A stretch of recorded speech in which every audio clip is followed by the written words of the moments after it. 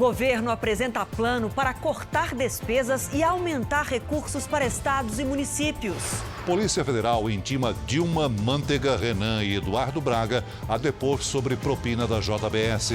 Exclusivo: os deputados que voam em táxis aéreos de empresas irregulares. Relatório da CPI aponta que a Vale omitiu informações sobre segurança de Brumadinho. Guarda Civil mata síndico em briga de condomínio. Na série especial, o capim dourado, ouro que brota no Cerrado.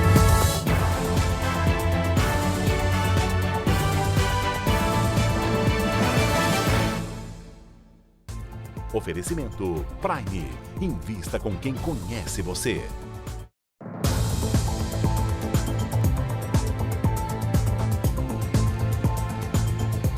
Boa noite. O Jornal da Record começa hoje com uma denúncia exclusiva.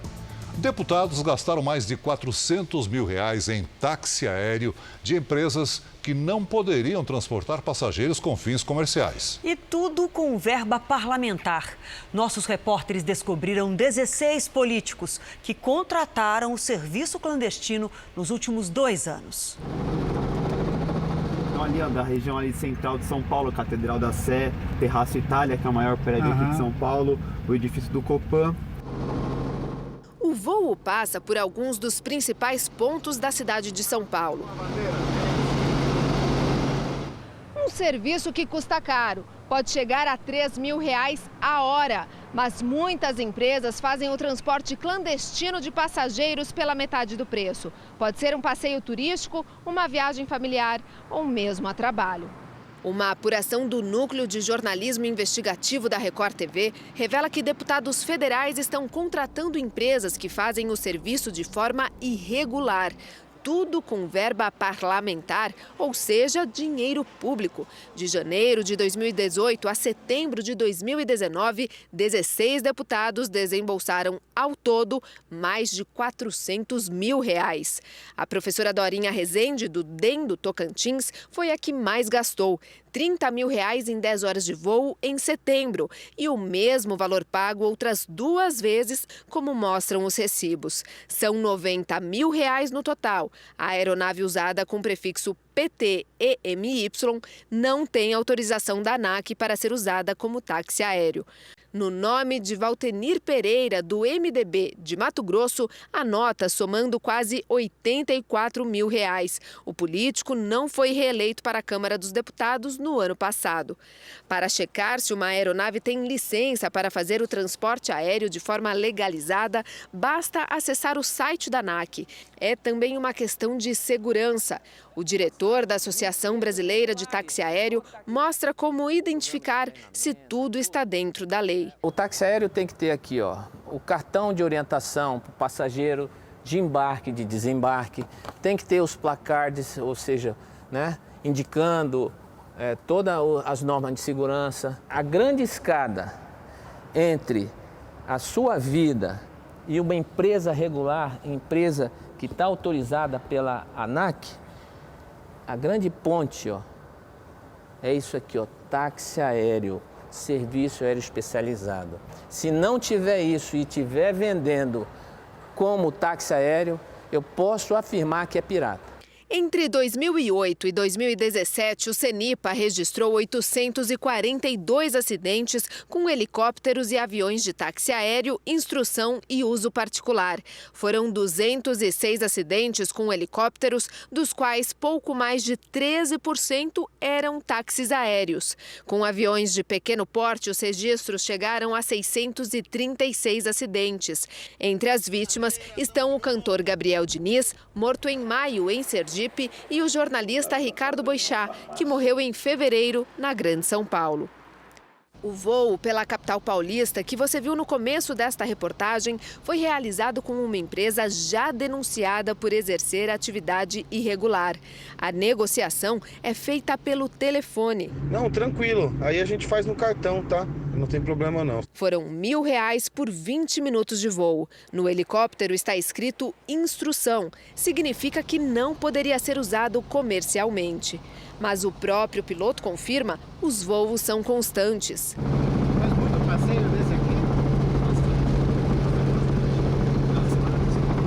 Quando a nossa equipe pousa, a funcionária ainda oferece outros tipos de serviços. Um pouco romântico, uma coisa mais gostosa, mais reservada, o pôr do sol. Nós fizemos contato com a empresa por telefone. O responsável nega que exista irregularidade. A gente fez um voo há pouco tempo e a aeronave disponibilizada, a gente descobriu que ela não tem autorização pela ANAC.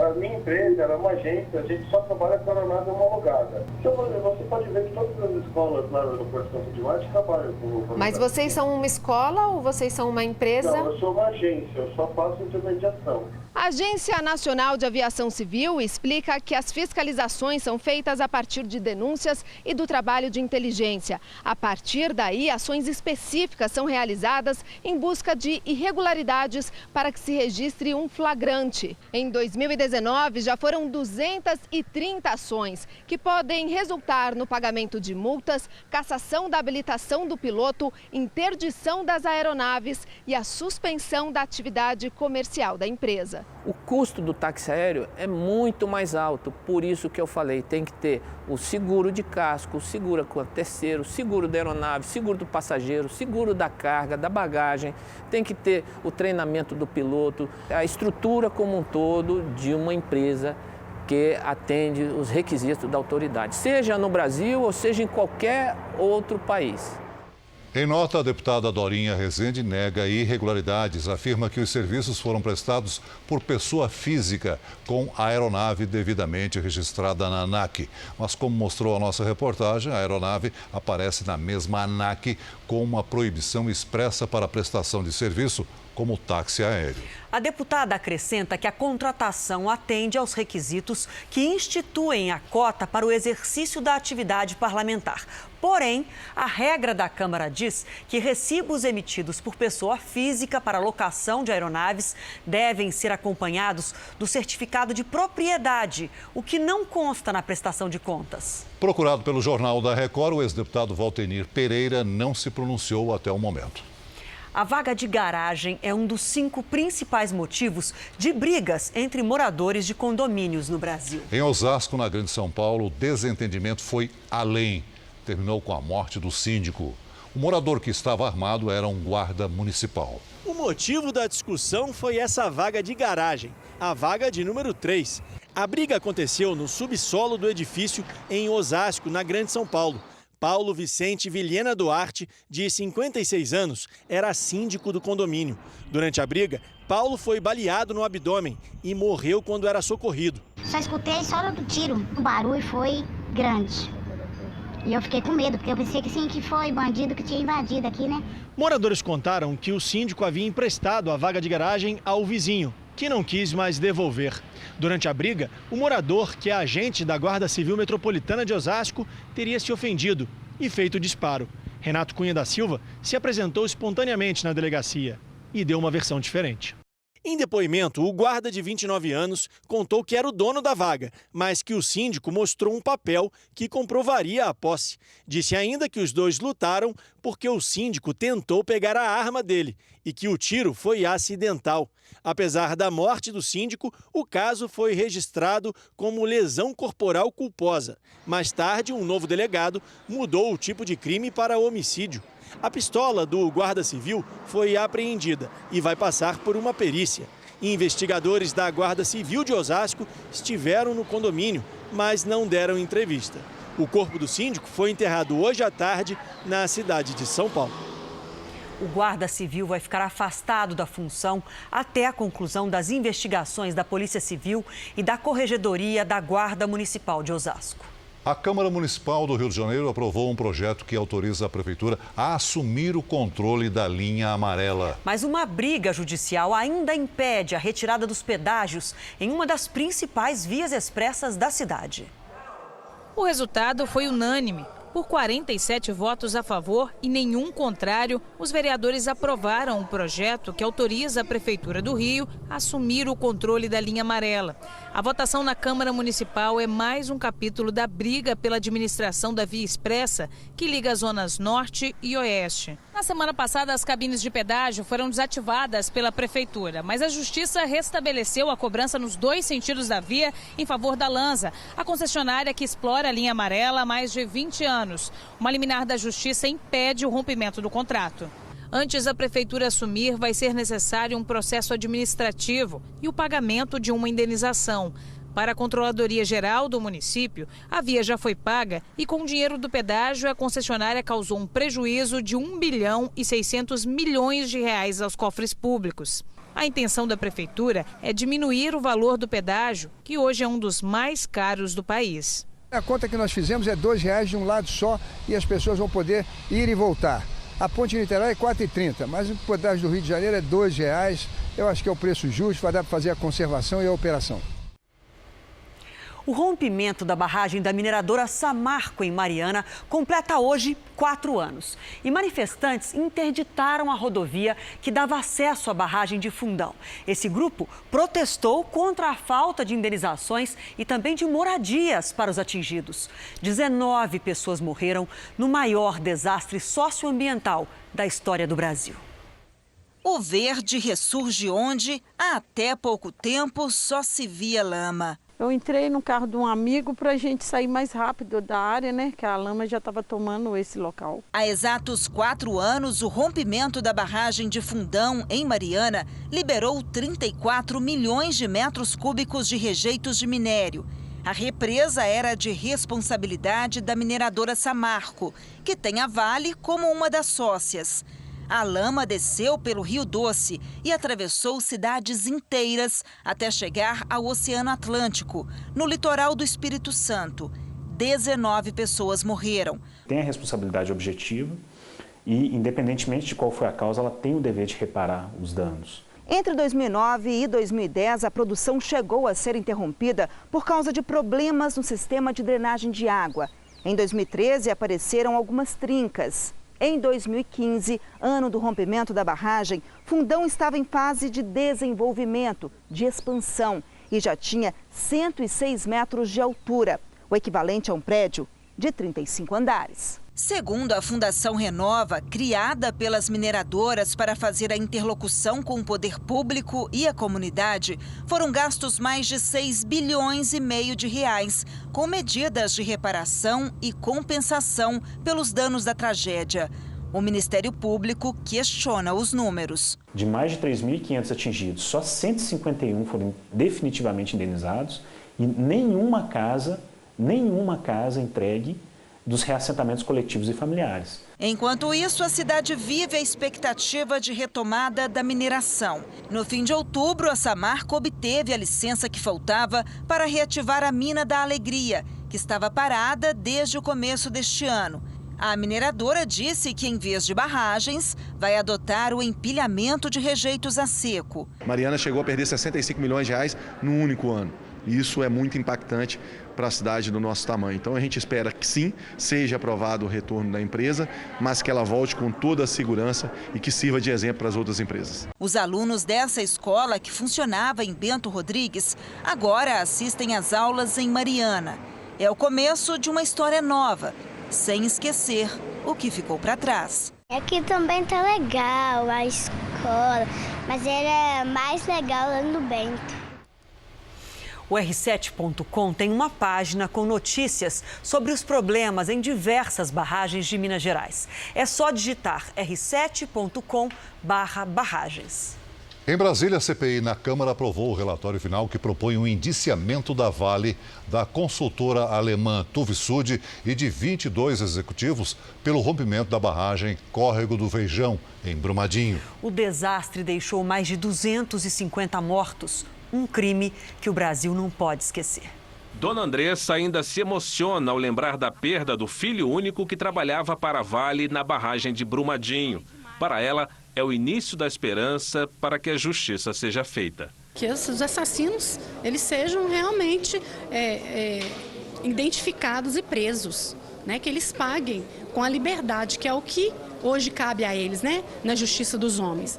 252 pessoas morreram, 18 estão desaparecidas. A comissão na Câmara dos Deputados sugere o indiciamento de 22 executivos da Vale e da consultora Tuvisud.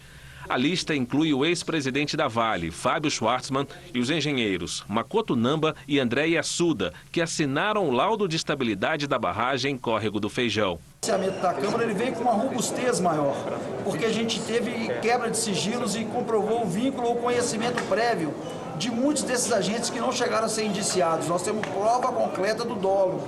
Quer dizer, eles assumiram o risco premeditado de uma barragem que estava denunciada que ia se romper a qualquer momento. Segundo a Agência Nacional de Mineração, a Vale não repassou as informações da barragem ao órgão que regula o setor. A empresa apresentou duas versões diferentes para o resultado de uma inspeção de segurança feita meses antes do desastre. Vários sinais que a barragem estava em um certo grau de estabilidade, nem considero ela instável, mas querendo-se ficar instável, e os reportes não foram acontecendo. Ou seja, isso é uma das graves ações que a Vale deixou de reportar para o nosso sistema para que a gente possa tomar ações de mitigação. O documento da agência e o relatório final da CPI serão encaminhados nos próximos dias ao Ministério Público.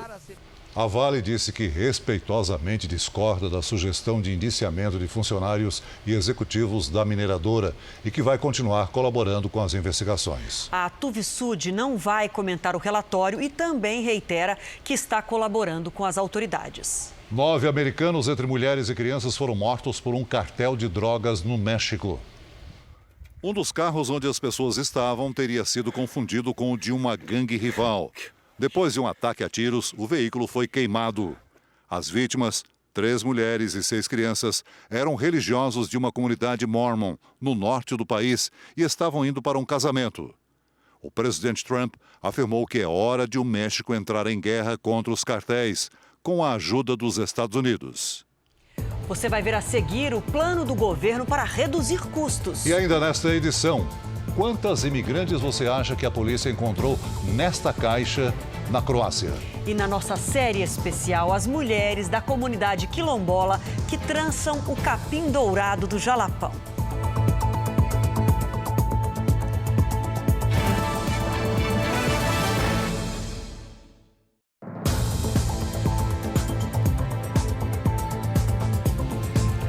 O presidente Bolsonaro foi pessoalmente hoje ao Senado entregar 3 propostas de mudança na Constituição. O presidente fez o trajeto do Planalto ao Senado a pé, acompanhado de ministros, para a entrega de 3 propostas de emenda constitucional. Quero dizer do orgulho, da satisfação de estar aqui entre amigos e dizer que essa proposta vai ser trabalhada pelos senhores, vai ser aperfeiçoada. Que nós gostaríamos, sim, de continuar recebendo a visita de prefeitos e governadores, mas a título de visita apenas e não para vir nos pedir algo orçamentário. Até o final da semana, novas medidas serão encaminhadas também à Câmara. Líderes de governo querem aprovar a PEC do Pacto Federativo e a dos fundos públicos antes do calendário eleitoral de 2020, isto é, até abril do ano que vem. Já a PEC emergencial, que cria mecanismos automáticos de cortes de gastos em momentos de crise, seria votada ainda este ano. A PEC emergencial abre no orçamento fiscal do ano que vem um espaço orçamentário para investimentos da ordem aproximada de 26 bilhões. Os governistas foram alertados pelos líderes partidários, tanto aqui do Senado quanto na Câmara, de que não há disposição política no Congresso para reduzir os gastos obrigatórios mínimos com saúde e educação. O presidente da Câmara rejeita incluir aposentados do setor público nesta conta. E o trecho acabou sendo retirado da proposta. Incluir inativo dentro da despesa social é um risco muito grande de reduzir o percentual de gasto na área social. Vai ter muita dificuldade da Câmara, pelo menos a Câmara, não posso falar pelo Senado, da Câmara compreender isso como um avanço. O pacote de medidas propostas pelo governo prevê que estados e municípios possam decretar estado de emergência caso as contas estejam no vermelho.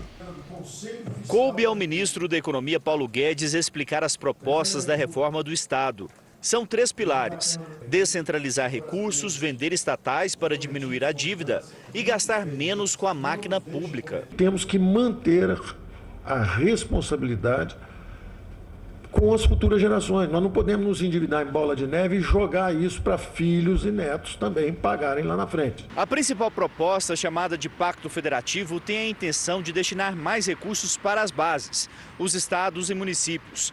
Caso seja aprovada, até 500 bilhões de reais podem ser transferidos pela União nos próximos 15 anos para melhorar os serviços públicos. No total, foram preparadas 5 propostas de emenda à Constituição e um projeto de lei das privatizações. Começam a tramitar no Senado a PEC do Pacto Federativo, a PEC emergencial e a proposta de redução de fundos constitucionais. A reforma administrativa vai se iniciar pela Câmara, assim como a nova lei de licitações.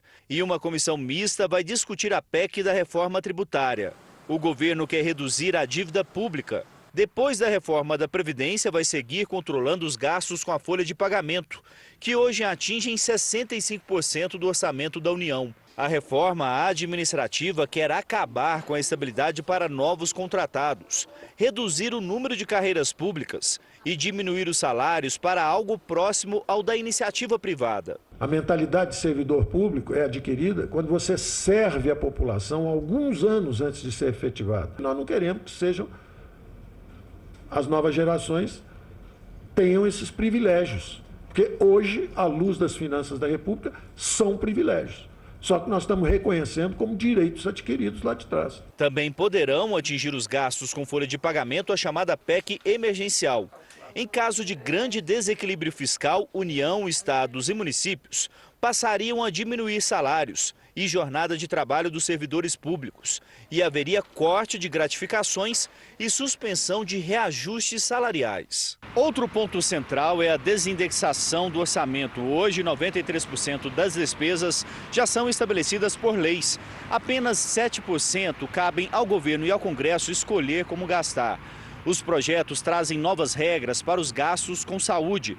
A ideia é manter o atual percentual de investimento nessas áreas, mas permitir aos gestores repassar dinheiro entre educação e saúde, de uma área para outra em caso de necessidade. Outro pedido é para que o Congresso faça revisão dos 281 fundos constitucionais, que detém 200 bilhões de reais e que travam ainda mais o orçamento. Nas propostas de redução de gastos, o governo também quer eliminar municípios de até 5 mil habitantes que têm arrecadação própria menor do que 10% da receita. 1.254 cidades poderiam ser incorporadas a municípios vizinhos. O ministro da Economia disse que cada proposta deve ter um ritmo diferente de tramitação no Congresso. Acho que sim, algumas vão andar mais rápido que a outra. Eu acho que a administrativa está em ponto de bala, vai ser aprovada relativamente rápido. A tributária é um pouquinho mais complexa. Os 280 fundos levam mais tempo.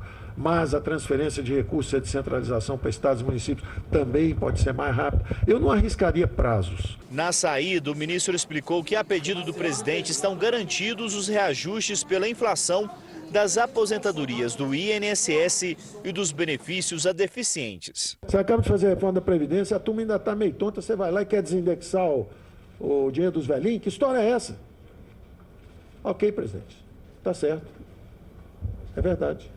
É muito cedo para desindexar tudo. O governo comemorou hoje os 300 dias completados essa semana. Foi um balanço detalhado. Destaque para o combate à corrupção, ao crime e à retomada do crescimento. Nós estamos recuperando a confiança.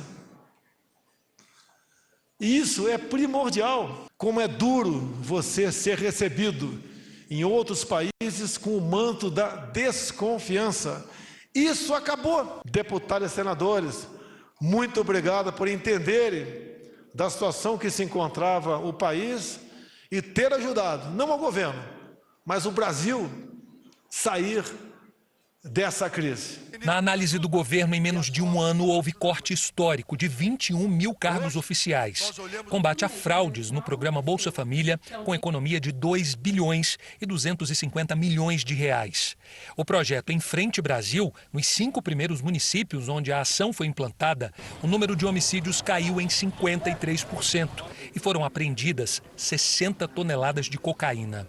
Sobre emprego e renda, até setembro foram gerados mais de 700 mil novos empregos formais. O governo anunciou que está encaminhando ao Congresso Nacional o projeto de lei que trata da capitalização da Eletrobras. O presidente também assinou a medida provisória que põe fim ao monopólio da Casa da Moeda, medida que vai diminuir o custo da emissão do passaporte e reduzir a participação do Estado neste setor. Quando você permite que outras empresas possam fazer devidamente cadastradas junto à Receita Federal o mesmo serviço sendo fiscalizado e controlado, o objetivo disso é dar maior competitividade, é reduzir o tamanho do Estado brasileiro, permitir o empreendedorismo, facilitar a vida daquele que quer empreender no país. Você vai ver a seguir, Bahia tem primeiro caso de intoxicação por óleo e a mancha chega a uma das praias mais famosas do Ceará. Na série especial, a colheita do capim dourado, o ouro que brota no Cerrado do Jalapão.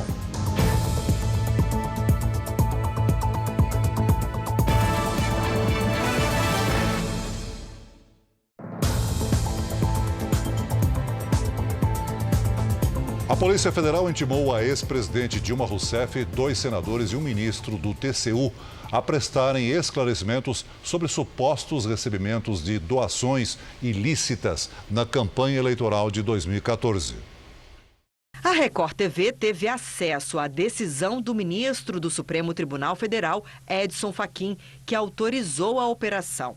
Os senadores Renan Calheiros e Eduardo Braga, do MDB, o ministro do Tribunal de Contas da União, Vital do Rego, o ex-ministro da Fazenda, Guido Mantega, e a ex-presidente Dilma Rousseff foram intimados.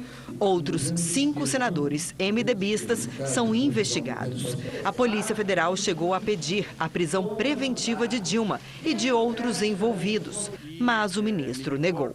A apuração é baseada nas delações premiadas do ex-ministro petista Antônio Palocci e de executivos da JBS. O inquérito apura doações ilícitas da empresa para comprar apoio político de partidos e candidatos em favor da campanha de reeleição da ex-presidente Dilma em 2014.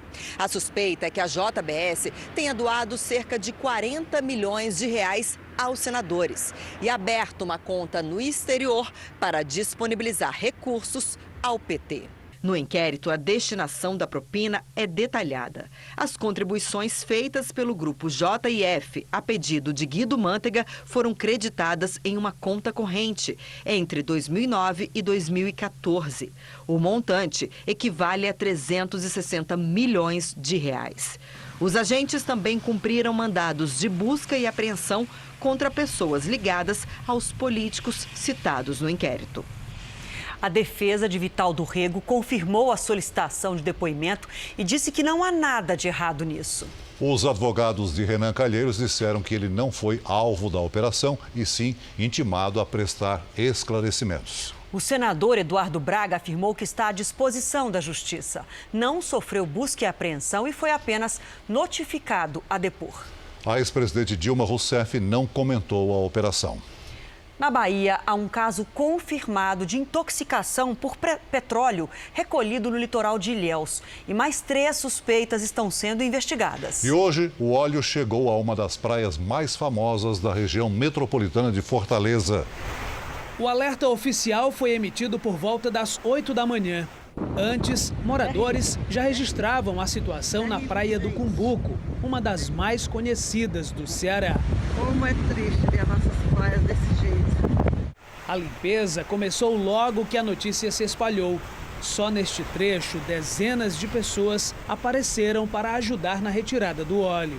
Ainda durante a manhã, o mutirão foi reforçado pelo pessoal da Marinha. Essa é a segunda vez desde o final do mês de setembro que a Força Tarefa se reúne para retirar óleo aqui da praia do Cumbuco.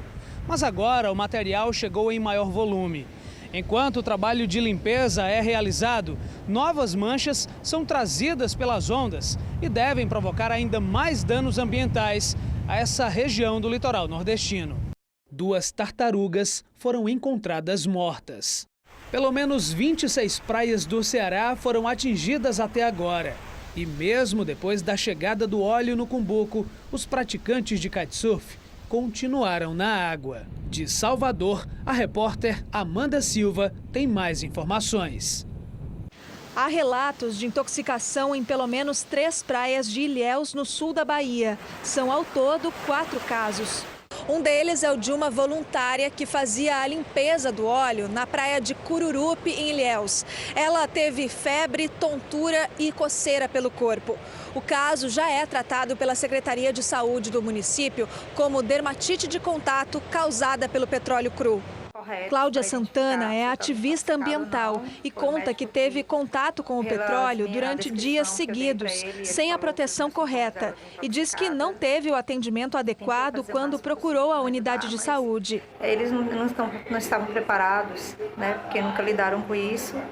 E eu só fiz exame de sangue hoje, 9 dias depois, e não sei se tem nada mais, espero que não. O caso deste turista mineiro de 38 anos ainda está sendo investigado. As marcas apareceram logo depois do banho de mar, junto com coceira e náuseas. Outros 2 pacientes estão sendo investigados. Um deles é esta jovem que também teve reação alérgica depois do banho de mar numa área contaminada por óleo. Eu tive náuseas, dor de cabeça, febre, sangramento nasal e agora a minha pele está mais escura, mas antes estava avermelhada. Não é só no braço, também tem nas pernas. Os médicos alertam para o perigo do petróleo. Contém várias substâncias tóxicas, não só metais pesados, mas também tolueno, benzeno, que são substâncias que em contato com a pele ou inaladas podem levar a danos à saúde. E quem já sofreu as consequências teme pelos outros. Ver as pessoas indo para a praia, ver as pessoas tocando naquele óleo, isso me dá muita angústia, porque a gente quer ajudar, mas tem a saúde da gente, né? Vamos falar do tempo agora. O Rio de Janeiro teve calorão e sensação térmica de mais de 50 graus. Dá para imaginar o que é isso? Vamos falar ao vivo com o Pedro Paulo Filho. Boa noite para você, Pedro. Com esse calorão, a gente está vendo aí atrás de você que tem gente na praia até agora, hein? Pois é, Adriana, boa noite para você, boa noite a todos. Nós estamos no Arpoador, na orla da zona sul da cidade, que é um ponto que tradicionalmente reúne cariocas e turistas nos banhos noturnos. Nesse momento por aqui, os termômetros marcam 28 graus, que a gente consegue observar que ainda tem muita gente por aqui praticando esportes ou até mesmo aproveitando um pouco dessa brisa. Isso porque mais cedo, oficialmente, os termômetros registraram 41,4 graus. Foi o dia, a temperatura mais alta desde janeiro desse ano. Isso fez com que as praias de todas as regiões do Rio ficassem bastante movimentadas durante todo o dia. E olha, foi bom ter aproveitado. Segundo o sistema Alerta Rio, a previsão para ainda hoje é de vento forte e chuva. Do Rio de Janeiro, Pedro Paulo Filho. Obrigada, Pedro. E olha, além desse calorão todo no Rio de Janeiro, teve nuvem de poeira em Goiás e 12 cidades do Rio Grande do Sul em estado de emergência por causa da chuva. Hora de falar com a Lidiane. Boa noite para você. Tempo agitado, hein, Lid? Agitado. Assunto é o que não falta hoje, viu, Adriana? Boa noite para você, para quem nos acompanha. Olha só, em São Sebastião do Caí, no Rio Grande do Sul, o rio de mesmo nome transbordou. 350 casas foram atingidas. Em Farroupilha, um deslizamento de barreira fechou uma rodovia. Em Curitiba, Paraná, estado de alerta laranja para chuvas. O temporal com granizo alagou ruas e destelhou casas. Já em São Paulo, o dia virou noite, o trânsito parou e a chuva elevou muito o nível dos córregos. Choveu sobre todo o estado. Na região do interior também, em Assis, a gente vai acompanhar nas imagens os transtornos. Esta árvore caiu sobre 2 veículos. Muita destruição, hein? Sim. E a nuvem de poeira no centro-oeste? Tem a imagem também? Temos também, Adriana. E aconteceu lá em Santa Helena, Goiás. Ventos de mais de 50 quilômetros por hora atingiram uma área agrícola ainda sem plantação. E com tudo isso, o que a gente espera para amanhã? Mais temporais, viu? E em mais regiões. A combinação de umidade, ventos e frente fria provoca chuva forte sobre todo o centro-sul. Entre Santa Catarina e o Rio de Janeiro, teremos garoa com temporais. Em Mato Grosso do Sul, a chuva pode apertar em alguns locais com chance de granizo. Em Teresina, 38 graus. Em Maceió, faz até 32 e em Vitória, 34 graus. E a partir de amanhã, o calor vai diminuir um pouco em São Paulo e no Rio de Janeiro, justamente por causa da quantidade de chuva, Adriana. Muita notícia, amanhã a gente volta com o Tempo Delivery. Certo, até amanhã. Até amanhã, obrigada. A polícia e o Ministério Público do Rio de Janeiro desarticularam uma quadrilha que furtava petróleo e derivados da Petrobras. Durante 5 anos, a quadrilha ganhou dinheiro em áreas por onde passam oleodutos da Petrobras. A quantidade de furtos de combustível em cidades do norte fluminense chamou a atenção da polícia. Os criminosos passaram a ser rastreados. Hoje, 5 foram presos. Entre eles, um policial militar que trabalha na cidade de Campos dos Goitacazes. Era o olheiro do grupo. Inclusive avisa os demais integrantes da organização criminosa que ele teria que ir ao local praticar uma fiscalização. Os criminosos contavam com gente especializada para as ações de furto. Um dos chefes da quadrilha foi funcionário de uma prestadora de serviço da Petrobras. Era ele quem mapeava a rede de oleodutos e indicava onde o grupo podia atacar. O Biraci de Jesus foi preso em casa na cidade de Carapebus, no interior fluminense. Segundo as investigações, era ele quem também organizava as ações da quadrilha, que agia toda semana nos oleodutos das cidades de Macaé, Quissamã e Carapebus. Cada duto recebia até 5 perfurações. Em um único dia, os criminosos chegavam a furtar 150 mil litros de combustível, que depois seguiam em carretas-tanque até o interior do Paraná. A polícia fez buscas na refinaria em Rolândia. Ninguém foi preso. Já no Rio, foram encontrados um detector de metais e um aparelho de solda usado nas perfurações. Uma estudante morreu após beber cerveja com energético em Londrina, no Paraná. Médicos alertam para os riscos dessa mistura comum entre os jovens, que tem efeito direto no coração. Isabela Bueno, de 19 anos, estava nesse bar com amigos. Segundo testemunhas, ela começou a passar mal depois que bebeu cerveja com energético. A estudante de enfermagem teve uma parada cardiorrespiratória logo em seguida. Chegou a ser internada, mas não resistiu. Segundo a família, ela tinha arritmia cardíaca desde os 15 anos. O médico dizia na época que se agravasse, a gente podia estar entrando com medicação. Mas de lá para cá, ela teve uma estabilidade. Os rótulos trazem o aviso: não pode ser consumido com bebidas alcoólicas. Mesmo assim, muita gente ignora o perigo. No Rio de Janeiro, um projeto de lei quer proibir a venda da bebida dentro de boates e casas noturnas. Esse jovem, que pediu para não mostrar o rosto, sentiu os efeitos perigosos da mistura. Eu apresentei casos de tontura, comecei a passar mal durante a noite, acabei deitando, dormi e logo de manhã eu não respondia. Minha mãe percebeu que eu não estava acordando e chegou a ligar para o SAMU. Os médicos alertam que a mistura pode ser fatal. Isso porque os energéticos têm taurina e cafeína, que provocam o aumento da frequência cardíaca. Já o álcool eleva a pressão arterial. A combinação tem o poder de causar arritmias que podem levar à morte. Existem pessoas que já têm um problema prévio do coração, uma arritmia e às vezes não sabem. A especialista também lembra que o relaxamento causado pelo álcool pode fazer com que se beba mais energético, o que aumenta os riscos. Se a pessoa toma mais do que 3 ou 4 latinhas, o risco quase dobra, porque é muita quantidade em pouco tempo também. A polícia encontrou 9 imigrantes dentro de uma caixa na traseira de uma van no leste da Croácia. As imagens mostram quando os policiais tiram os parafusos da caixa e encontram lá dentro as pessoas que afirmaram que são do Irã e do Iraque. Essa rota é comum para imigrantes que fogem da pobreza e da guerra e tentam entrar na Croácia, que é membro da União Europeia. Flamengo e River Plate já sabem onde vão disputar o título da Libertadores desse ano, no Peru, em estádio a ser definido. Em virtude dos protestos no Chile, dirigentes dos dois times concordaram com a Confederação Sul-Americana de Futebol em manter a final no mesmo dia, 23 de novembro, mas trocaram Santiago pela capital do Peru, Lima.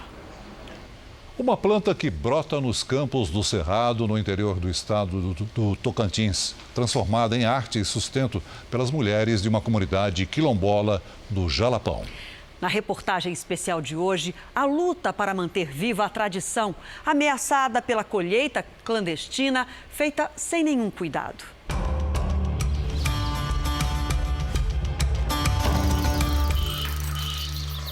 O silêncio da noite interrompido por um som. Uma vez por ano, o canto do Borá desperta a comunidade quilombola de Mumbuca, onde vivem 250 pessoas. A lua ainda nem se despediu quando os moradores saem de caminhão. Levam barracas e comida. São jovens que vão acampar pelo menos uma semana no meio do mato. Seguem a tradição dos pais e dos avós que sempre faziam o mesmo trajeto, só que a cavalo. O grupo resiste animado aos solavancos do percurso que não tem estrada. O esforço é para colher o ouro que a natureza oferece de graça nesta época do ano, o capim dourado.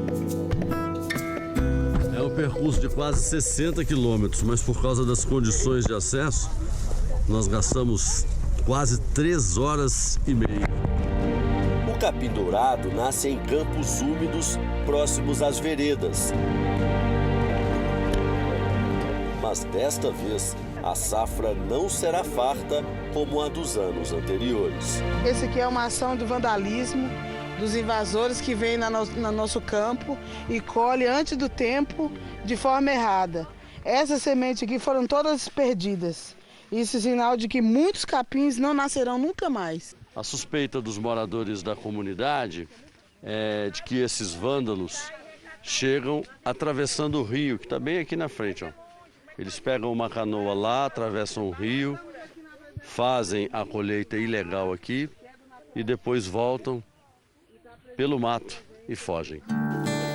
Os quilombolas cobram mais vigilância da Fundação Naturatins, que é do governo estadual e é responsável pela execução de políticas públicas voltadas para a preservação e conservação dos recursos naturais. Nós queremos que o Naturatins fiscalize, aprendendo, multando, porque senão isso vai acontecer todo ano. E está fiscalizando, tanto é que a equipe me informou que anteontem eles correram atrás do cara aqui e ele fugiu. Porque é difícil também, a área é muito grande. Apesar da decepção, o grupo decide colher o que sobrou. Um trabalho minucioso onde o conhecimento garante a continuidade. Cada família leva o quanto quiser e faz um estoque para o ano todo. Como é que tem que fazer?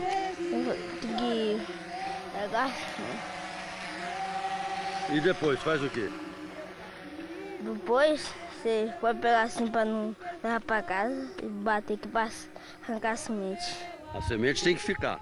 Uhum. É ela que vai garantir a produção do ano que vem? Uhum. É a flor do campo, é o meu capim. As famílias guardam a produção ao lado da cozinha, na despensa, que para os moradores aqui do povoado é a parte mais íntima da casa. O capim chega do campo e é distribuído em maços. Fica 30, 40 dias secando aqui, sempre na sombra. No calorão do lado de fora, perderia o brilho e a qualidade. Enquanto o capim seca, as artesãs pegam na palmeira buriti o que vai ser usado como linha na produção do artesanato.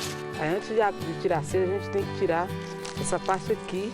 Aí tiramos essa aqui também, chama de barriga. Vai pegar essa palha aqui e vamos tirar a seda. Essa é a seda que a gente usa para costurar o capim. Com a matéria-prima na mão, as mulheres se reúnem. Nasceu no campo sem se semear, Dessas mãos habilidosas saem bolsas, chapéus, brincos e muitos outros artesanatos que brilham como ouro.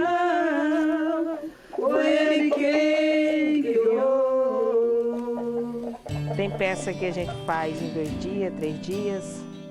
Tem uma caixinha dessa aí, a gente pode fazer até 3 por dia. Várias peças é da nossa ideia, né? E outras teve o curso, né? A produção artesanal começou há quase 70 anos com a família da dona Noêmia, que aqui é chamada de doutora. Ela faz parte da 3ª geração de artesãs. Minha avó entregando a bandeira para a dona Miúda, minha mãe. E toda a geração da dona Miúda tem prazer e tem respeito, cuidado para não acabar. Porque se acabar, é minguando uma parte da nossa vida. O artesanato melhorou a vida de todos no povoado. Atraiu turistas, reforçou a renda. Uma vida melhor, né? Uma vida melhor. Graças a Deus. Graças ao capim. Graças ao capim. Vem muita gente de fora. Tem muita gente mesmo, muita gente mesmo. Com o trançado da palha, Dona Antônia construiu uma pousada e formou os 3 filhos. Olha, os 3 filhos com o diploma na mão. Com o diploma na mão, do 3º ano. E agora eu estou sonhando para ele fazer uma faculdade. Ainda menina, Ana Cláudia Matos andava 30 quilômetros a pé para estudar. Fazia o trajeto todo mês. A gente acordava bem cedinho, né? Que hora? Com a mãe, umas 4 horas, porque o sol é muito quente. A gente chegava meio-dia, porque ia descansando debaixo da árvore, comendo tucum. O esforço valeu a pena. Ela se formou na faculdade e depois fez mestrado em desenvolvimento sustentável. Se tornou a primeira doutora do vilarejo. E aí o conhecimento que eu tenho na academia, de ir lá, de estudar, de ler teorias, de ver livros, né, ele vai se juntar e a gente vai se tornar mais forte. O Jornal Boral é um exemplo de jovens que estão na academia, que não estão na academia, que juntos estão tentando fazer para fortalecer, para não perder a nossa raiz, a nossa cultura, manter a nossa existência neste mundo, neste cerrado tão lindo. Né? O Jornal da Record termina aqui. Você pode assistir a edição de hoje na íntegra no Play Plus. E o Jornal da Record também tem versão em podcast. É só acessar o Play Plus e as nossas plataformas digitais. E à 00:30 tem mais Jornal da Record com o Sérgio Aguiar. Fique agora com a Fazenda ao vivo com o Marcos Mion. A gente volta a se encontrar amanhã aqui no JR. Até lá. Boa noite e até amanhã.